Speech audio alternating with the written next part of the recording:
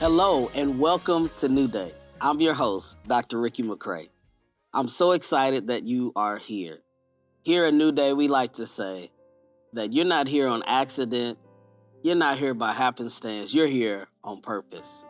And I believe that here at New Day, we want to encourage people to just believe that your healing is worth fighting for. So I'm so excited because today we have this great man of God who I met now probably about a year and a half, 2 years ago almost.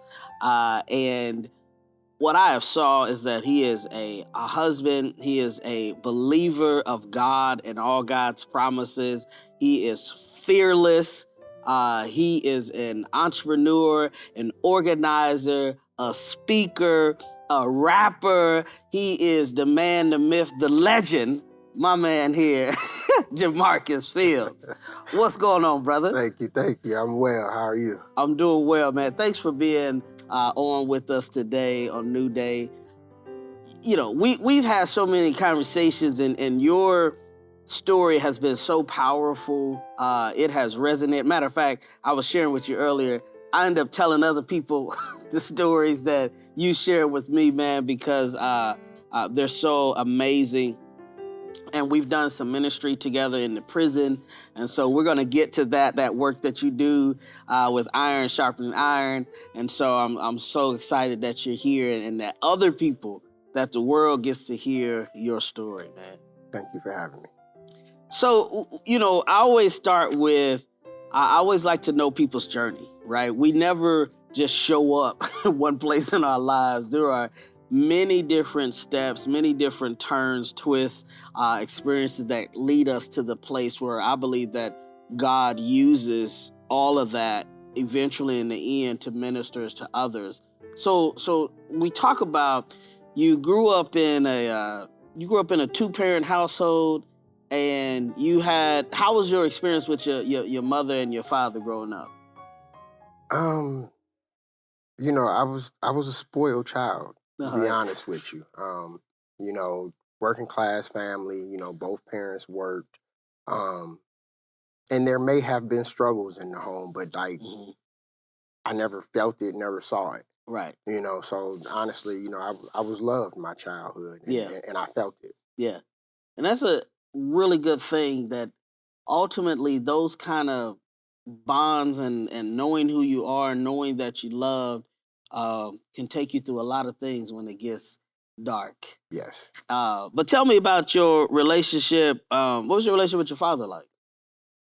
Um, you know, in my younger years, my dad was my superhero. Mm, yeah.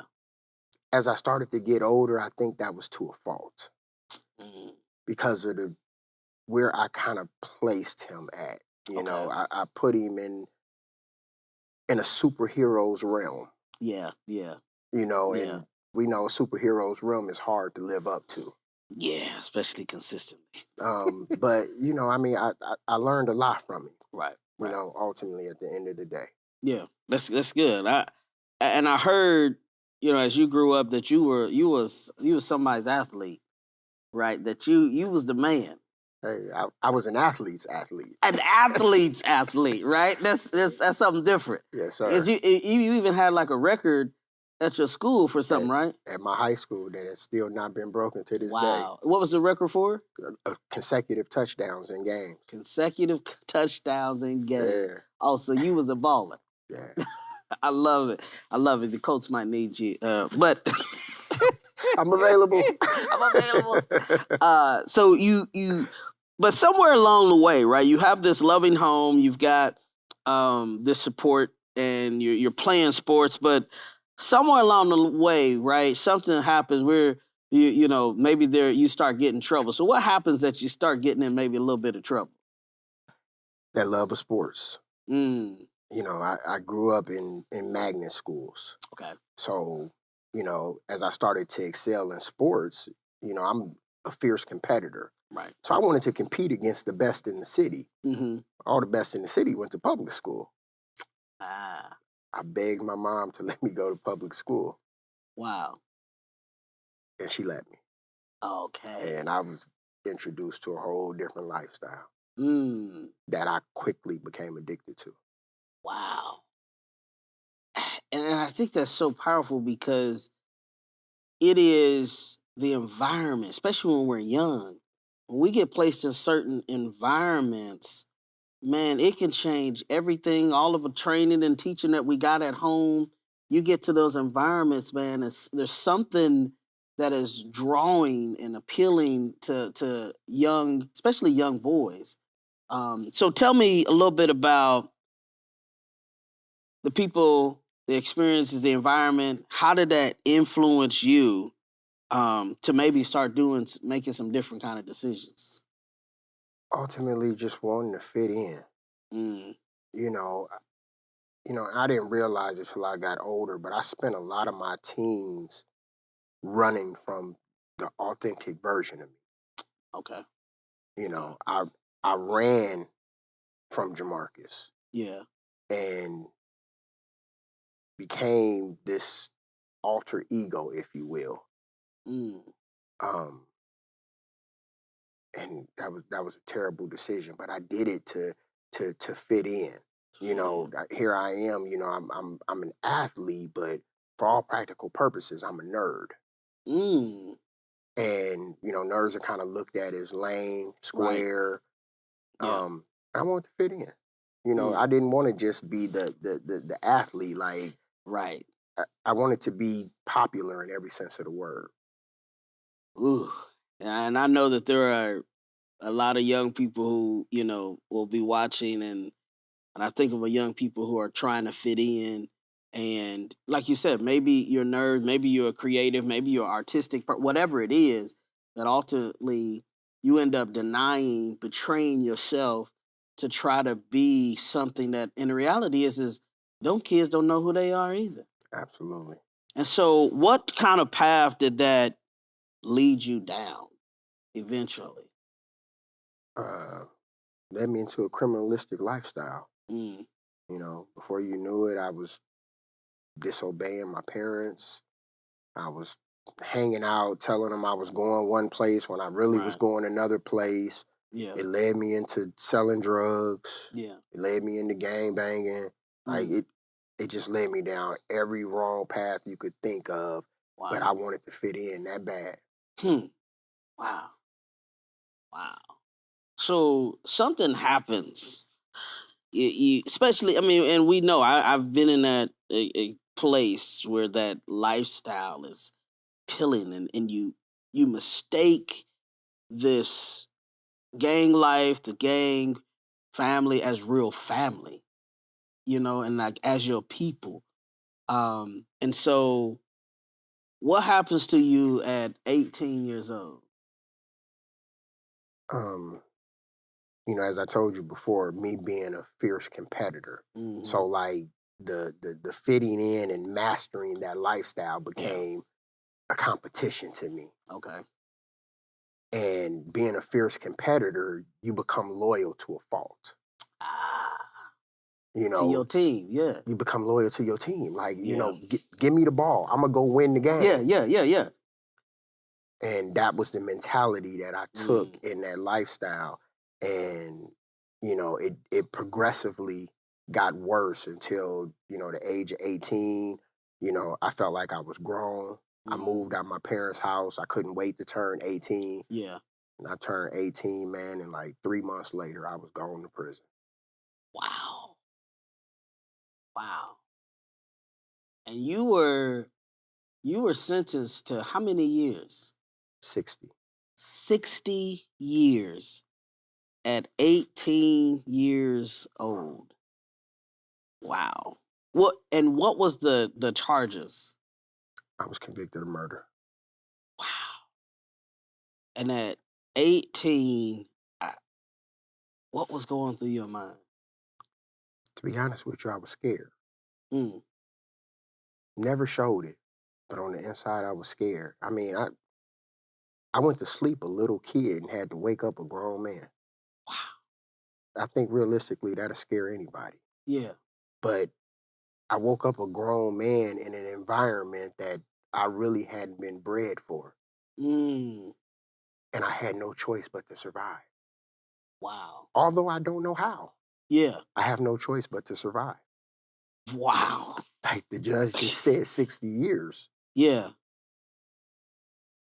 I for a moment, man, there's some young person who is like you, who is impersonating, trying to fit in, trying to be something, trying to be hard, and they don't know what really could happen when you take this to the next level. What would you say to some 16, 17, 18-year-old, maybe even 15-year-old who is going down that path and they think, that'll never happen to me? Could you just share with that young child, that young kid right now, something to encourage them? I thought the same thing. Don't believe it. Like literally. When I tell Mm. you that how pivotal decisions are, 15 seconds of life, Wow. 15 seconds cost me almost 30 years of my life. Wow. That's how serious it is.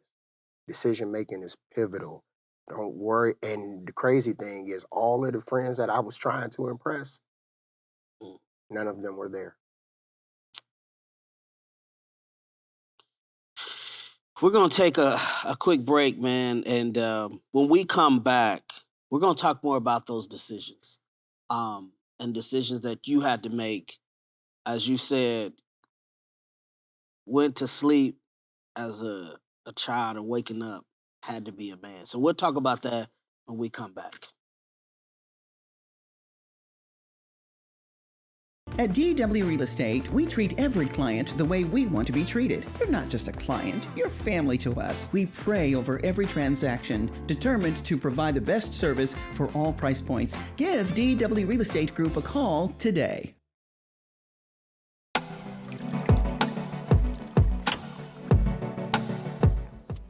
Silk offers a variety of blends and roasts that are both rich and robust. We roast to order and ship out our coffee fresh daily to our customers. You can purchase Silk Coffee at silkcoffeecompany.com or visit us on Facebook and Instagram at Silk Coffee Co. to place your order. And don't forget to always sip in style with Silk Sipware. Silk Coffee Company, offering the perfect escape in every sip. Have you ever asked yourself the question, what's wrong with my relationship? What am I doing wrong? Or perhaps you felt like, is there something wrong with me? How you doing? I'm Dr. Rickey McCray. I recognized that I needed to find out what was the root cause of my relationships not being what I felt like they could be. That's why I created this online course. And all I want you to do is go to drrickymccray.com, go to online courses, and I believe that there's going to be something for you. I am here to help you. I got you. I want to do something special for the month of August.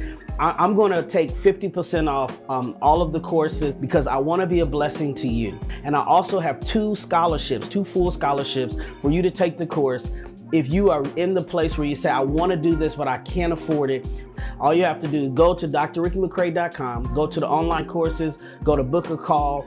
We will talk and we'll figure this thing out. I believe that there is a better you waiting on you. Don't let the next 5 years be like the last 5 years. Discover the real you. God bless you. Thank you so much for coming back. We have JaMarcus Fields with us, and he's been sharing about his story, and I believe that it is the story that needs to be told to help our young people, especially those who are going down the wrong path. So, JaMarcus, we talked about how you get to this place, right, where the judge says you got to do 60 years. You're 18 years old. Now you got to survive, right? What happens this first maybe few months, weeks, months, years of being in prison? What happens? How do you survive? You kind of dive in head first. Mm. You know, it's that kind of environment. Like the wheel is rolling and you time it and you just jump on the wheel and the wheel keep rolling. Like Yeah. it's a system in there that you have to learn to quickly adapt and assimilate to. Okay. Okay. And at 18 years old, you know, I found that one of the problems was trying to live at other people's speed. Mm. Yeah. But because I wasn't bred for that environment, Right. I had to just merge with the traffic. Oh, wow. Okay. You know, and I'm 18. I'm trying to, you know, be cool, but still be tough and let them know, like, you know, I'm not no pushover. Right. So, you know, you find yourself getting into situations, problems. Yeah. You start to create habits. Mm.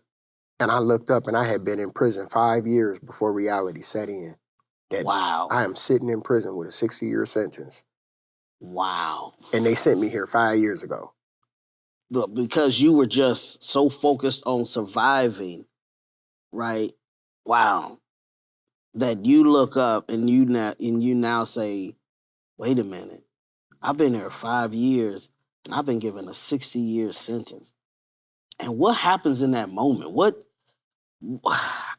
happens mentally, emotionally, when you finally realize the magnitude, the weight of 60 years? It crushes you. Mm. It has you looking in every direction trying to figure out what happened. Mm. How did I not see this coming? Yeah. How did I get so caught up? How did I get so lost? Yeah. Like, you know, and you have periods where depression start to set in. Mm. Especially when you know the promise that your life had. Yep. And it's like, what happened? Mm. Like, did I seriously get that far off track Right. that I messed up my life this bad? Wow. And you got to start taking, you know, self-reflection. Like, you know, what part did I play? Mm. You know, I'm a fierce competitor. Right. So when we lose the game, Right. I take the blame. Mm. What could I have done different Right. to help us win this game? And I did the same thing in that situation. Mm. I didn't go blaming everybody else. Okay. What did I do wrong? Which is and I need to point that out, that this is important, right? The idea that you don't go blaming everybody else, because as long as you're blaming everybody else, you're going to stay in this same place. You can't get out of a situation until you have first accept the responsibility and the part that you played to be in that position. Yes. And I think that is important for all of us to realize, no matter what the situation is. So tell me this, man, as I'm listening to you're in there 5 years, you know, like now there's another either 55 or at least 25 I do have, whatever it is. Mm-hmm. Tell me, because you're saying that for 5 years, you just going with the flow. What happens? Is there a turning point where in prison you change and you stop flowing, if you will, at everybody else's speed of life, and something hits you about you getting in contact with who JaMarcus was? I ended up getting in this fight. Mm. And I went to lockup, which is segregation. You're locked in your cell, right. 23 hours out of the day. You get out for an hour to kind of stretch, work out, use the phone, take a shower, and then you're back in your room. Mm. And I stayed in segregation for 3 years straight, coming out an hour a day. Wow. I've coined that my waking moment. Mm. Now, what happened was I was broken in that moment, but I've termed it my waking moment. Yeah. Because that's when I woke up and I'm like, I'm displaying the same behavior, the same patterns that got me in prison. Yeah. And now I'm in a prison inside the prison for the same behavior. Jesus. Like, dude, do you not realize that is insanity? Wow. And I said, and once again, the very people you were being loyal to have disappeared on you again. Mm. And I vowed when I got off that lockup unit, it was a new day. Wow. Wow. Wow. 3 years of 23 hours being locked up and only getting an hour to get out, and you called it your waking moment. Yes. Tell me this. In this waking moment, is what part did maybe even God play in that waking moment? Was there anything about in that moment about that God spoke to you, or you felt like you felt a presence of something else? I definitely did. For one, it was the sense of peace that I felt in that moment. You know, and God gave me the discernment to realize that I had to be set apart and set alone so I could hear him. Yeah. Yeah. I was too distracted, too many other things in my ear, too many visuals. He needed to sit me still so that I could hear from him and pay attention to everything that had been downloaded in me. Right. So in those 3 years, man, I think I played the tape back over and over of my life and realized just how much God had kept me. Yeah. How much grace and mercy he had given me. Wow. Like, you know, to be sitting in a prison, inside of a prison, and be peaceful and okay with it. Wow. While I'm listening to people lose their mind. Yeah. I'm listening to people literally snap. And I'm just sitting there like, I'm gonna be all right. Yeah. Yeah. Like, he showed me that in that moment. And then showed me my calling. Talk about that. He showed me my calling. What's the calling? He told me that my testimony is my power. That I am not to be quiet or ashamed about what I'm going through. Right. Because my story is going to save a lot of people. Wow. That reminds me of a scripture in Revelations 12:11 that says that we are overcome by the blood of the Lamb and the words of our testimony. That it is so powerful to have a testimony that God can use to be a blessing to others. So let me say this. So you because you and I talked about this, and I think you got to share this story. Okay. Especially since you just told me before we came on air the backstory of this. Tell me, because before you go into prison, you have a younger brother. Something happens to your younger brother, and I definitely want you to tell that. And then you made this commitment, or maybe to yourself, of what you was going to do if you ever saw the person who harmed your brother. Tell us a little bit about that story, and then fast forward to the place where you confronted with that person. So in 1992, my brother got shot in the head and was in a coma for 9 months, fighting for his life. Doctors didn't even believe he was going to make it. They said if by some miracle he did, he would be a vegetable because the bullet had ripped through his brain and there had been a lot of brain damage. Wow. So I never got to see the individual that shot him before going to prison. But I just, within myself, I was like, if I ever see Buddy, like it was going to be the worst day of his life. Yeah. We fast forward to me being in prison, and I'm about 19, almost 20 years in. Wow. And I'm leaving work one day, going back to my housing unit. And as I'm in the doorway waiting on the officers to open the door to my side of the dorm, another guy walks in, you know. And we're both standing there waiting, and then you don't remember me, do you, Mark? Now, when I hear the name Mark, oh, you know, that's somebody that know me from the streets. Ah. So the hairs on the back of my neck stand up because this could be a problem from back then coming to confront me. So, right. Just out of survival, I'm like, okay, and I start looking, I'm like, no, I don't remember you. And when he tells me his name, all I saw was red. Because it was the guy who shot my brother. Wow. And that's exactly what I said. About 25 times. Wow. I didn't know what else to say. But wow. Wow. They open the door. I go to my room. And I just sit on my box. And my bunkie was like, what's up, you okay?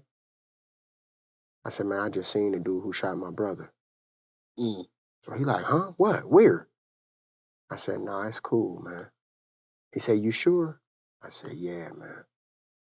I said, I've been praying and begging God for forgiveness. Wow. I've been praying to God that my victim's family is able to forgive me. Yeah. And in that moment, I realized God was asking me, wow, how would you handle it if you're the one who needs to forgive? Wow. And I looked at my bunkie and said, man, I passed the test. Wow. I passed the test. I passed the test.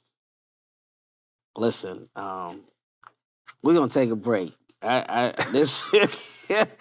You passed the test, and I think that, man, we need to sit with that for a moment. That you wonder, would the family of your victim forgive you? And God was like, will you be able to forgive the person who harmed your family? And you passed the test. Listen, when we come back, we're gonna talk about, since you passed the test, this next part of your journey of getting out and you pursuing your calling. So listen, y'all, make sure you come back. You want to hear more about this story from JaMarcus.